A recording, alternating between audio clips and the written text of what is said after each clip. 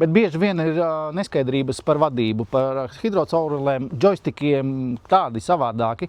Jautājums, kāda tipa džojstikus piemontēt pie tiltrotatora, ir, manuprāt, saknē nepareizs. Izskaidrošu, kāpēc. Iet runa par pašiem tiltrotatoriem, kurus es iedalu divās kategorijās. Vieni ir hidrauliski kontrolētie, otri ir elektroniski kontrolētie.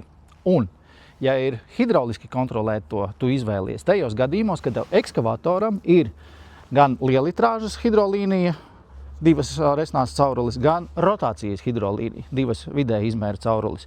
Ar tām tu tad tieši no ekskavatora džojstikiem oriģinālajiem vari kontrolēt. Lielitrāžas līnija kustina sagāzumu, rotācijas līnija veic rotācijas kustību. Tas viss pie nosacījuma, ja ekskavators ir ar advancētu hidrauliku un viņam ir proporcionālā tipa oriģinālie džojstiki ar šūpolītēm. Es tāpēc viņus parādīšu. Šeit mēs redzam atkal elektriski kontrolēto rototiltu. Viņš tiek barots tikai no divām resnām caurulēm, tas ir tā lielitrāža hidrolīnija.